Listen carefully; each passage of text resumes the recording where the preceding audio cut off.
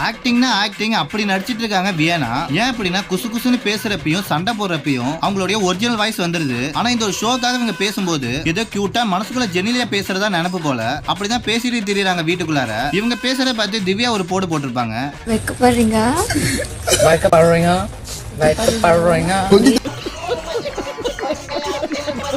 ஆனா இவங்க பேசலாம் பார்த்தா எனக்கு ஒருத்தவங்க ஞாபகத்துல வராங்க. மேல நல்லா ஏத்தி எனக்கு தூச்சு தருவீங்களா? இப்படி இவங்கள போலவே பிக் பாஸ் வீட்டுக்குள்ள இன்னும் நிறைய பேர் போலியா தான் இருந்துட்டு இருக்காங்க. அதெல்லாம் யார் யாருன்னு இன்னும் போக போக நம்ம எல்லாத்துக்குமே தெரிஞ்சிடும். சோ நம்ம இந்த வீடியோக்குள்ள போயிடலாம்.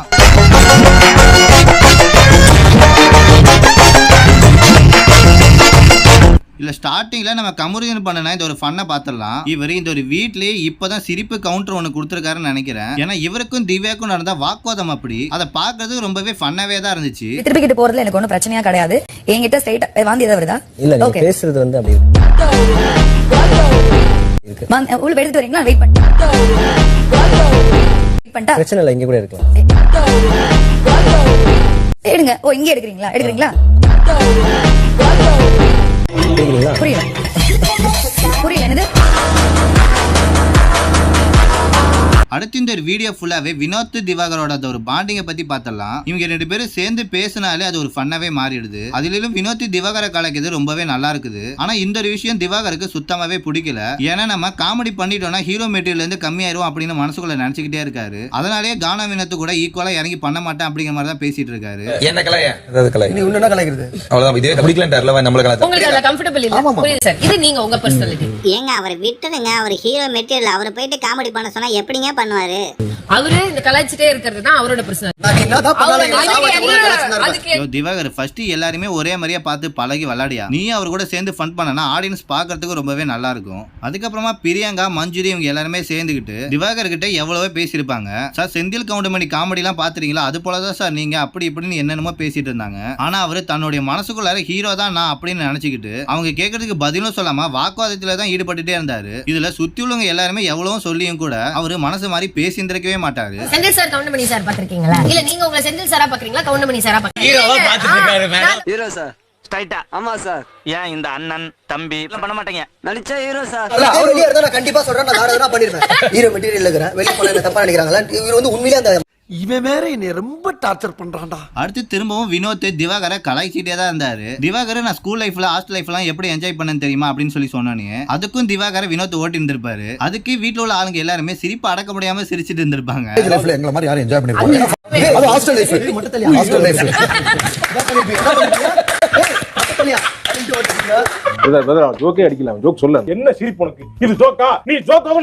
என்ன மட்டும் எதுவுமே பேச விட மாட்டேங்கிறாயா? எது பேசினாலும் ஏதாவது ஒரு கவுண்டர் போட்டு போயிட்டே இருக்காயா.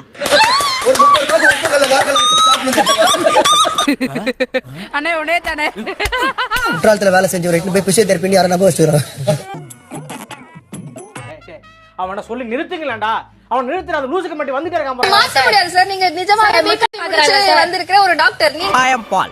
டாக்டர் புட்டி பால். உன் நோர டப்பா கொஞ்சம் வீங்கன மாதிரி இருக்கு. உங்களுக்கு அது இருக்கு, அவருக்கு அது இல்ல. அவருக்கு இல்ல.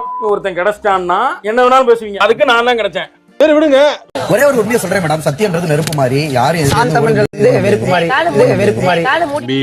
காமெடி வேண்டாம் நான் சொல்லிட்டேன். நானு காமெடி பண்ணாத சார். யாரா அந்த பையனோட டாஸ்க் வந்து யாரா அந்த பையனோட டாஸ்க் வந்து மேடம் இது எப்படி தெரியுமா இருக்குது? அண்ணா நீ கேள. ஏய் சுத்த நீ புடிச்சு மூஞ்சில ஊத்துற. போடா. அந்த மீறி ஏறி சவாரி செஞ்சு ஃபேம் ஆகும்னு யார் நினைக்கிறாங்க? கரெக்ட்டா வரதுங்க.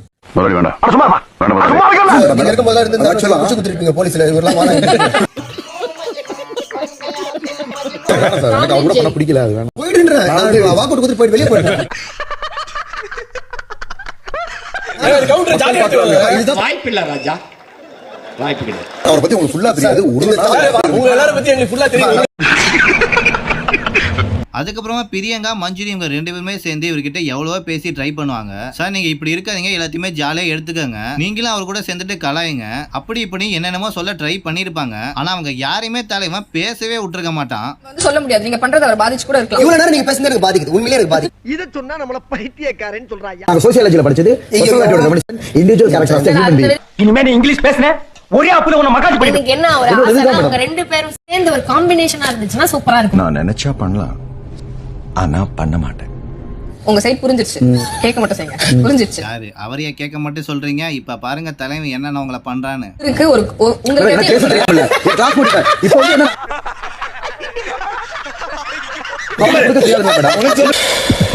கோப்பரை வாங்கிட்ட மாட்டிக்கிட்டோம் மேடம் இவரு அவனை செத்தங்கடா, அவன் உங்ககிட்ட மாட்டலடா, நீங்க தான்டா அவங்க மாட்டிக்கிட்டு. வேற மேடம் இப்போ நம்ம ஒரு உதாரணத்தை கூட சொல்ல விட மாட்டான். ஏன் பேசிக்கிட்டு இருக்கா? செந்தில் சார் கவுண்ட் பண்ணி சார் பாத்திருக்கீங்களா? அதுல வந்து நீங்க மேடம் உங்க திருப்பி பேச செந்தில் தெரியாத சார் இல்ல மேடம். ஐயோ எங்க ஞாபகம் ஆட்டம் வாட்டர்மெலன் ஸ்டாரின் ஆட்டம் தான் இனிமே படுற ஆட்டத்தை. அதுக்கப்புறமா மட்டன் சுக்கா சாப்பிட்றத பத்தி ஒரு விஷயம் ஒன்று சொல்லியிருந்திருப்பாப்ல. நல்ல மட்டன் சுக்காலாம் சாப்பிடணும்னா 100 ரூபா 80 ரூபா தான் போதும், நல்லா சாப்பிட்டுருவேன் அப்படின்னு சொல்லியிருந்திருப்பாரு. ஆனா மட்டன் சுக்கா 80 ரூபாயில கிடைக்குங்கிறது எனக்கு தெரியாது. நான் கேள்விப்பட்ட வரைக்கும் 200 இருந்து 250 வரை இருக்கும்னு கேள்விப்பட்டிருக்கேன். மட்டன் சுக்கான் எடுத்தா 100 ரூபா 80 ரூபா இருக்கும். நல்ல மட்டன் மட்டன் என்னடி சொல்ற? சுக்கான் எடுத்தா 100 ரூபா 80 ரூபா இருக்கும். நல்ல நீ என்ன சொல்ற? என்னடி சொல்ற? மட்டன் சுக்கா 100 ரூபாயா?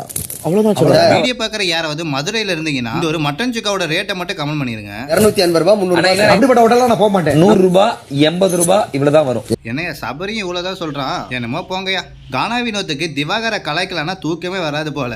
அவரு எல்லார்ட்டையும் பேசிட்டு இருக்கும் போது நான் கன்னடத்துல ஒரு ஆல்பம் சாங் ஒன்று பண்ணிருக்கேன், உங்களுக்கு தெரியுமா அப்படின்னு கேட்டோன்னே அதுக்கு ஒரு கவுண்டர் கொடுத்து எல்லாருமே சிரிக்க வச்சிருந்திருப்பாரு. மேடம் நான் கன்னடத்துல ஆல்பம் சாங் பண்ணிட்டேன் மேடம். என்ன சொல்றீங்க? மைசூர்ல அதெல்லாம் புரியாதுன்னு நீ அங்க போய் பண்ணிட்டு வந்துருக்க. 10 பைசாக்கு பேராது. அதுக்கு ஏக்கா நீ சசிகுமார் மாதிரி சிரிச்சிட்டு இருக்க?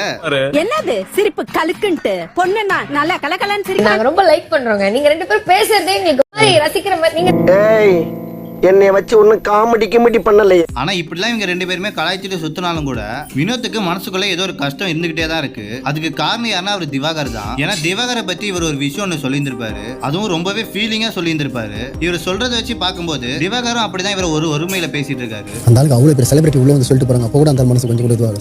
நம்ம கலாய்க்கிற நினைச்சுக்கிறேன் சார். இருந்தாலும் ஒரு ஃபெஸ்டேஜ் பாக்குறோம், ஒரு ஏற்றத்தாழ்வு பாக்குறாங்க. எனக்கு ஒரு மேட்டர் புரியுது, நீங்க பேச முடியாது. எனக்கு அது இருக்கக்கூடாது. ஒரு கலைஞர் இல்லை சார், மனசெல்லாம் பிறந்தா இருக்கக்கூடாது சார். மனுஷன் கேட்கல இருந்தது இங்க வந்தோம், ஒன்றா தான் இருக்கிறோம், ஒன்றா தான் சாப்பிட்றோம், ஒன்றா தான் பண்றோம். அது அவர் மனசுல எதுனா. ஆனா வினோத்தோட இந்த ஒரு கேரக்டரால தான் அவரை பிடிச்சவங்க அதிகமாயிட்டே போயிட்டே இருக்காங்க. இவ்வளவு ஃபீலிங்கா பேசி போட்டு அடுத்த நாள் விஜய் சேதுபதி திவாகர்ட்ட பேசிட்டு இருக்கும் போது கூட அவருடைய கேரக்டர்ல திவாகரை கலாய்ச்சிட்டு தான் இருந்திருப்பாரு. கீழே ரயில் பூச்சி ஒன்று வந்துருச்சு சார், அதை பார்த்து அப்படியே அது ஏறி வீட்டு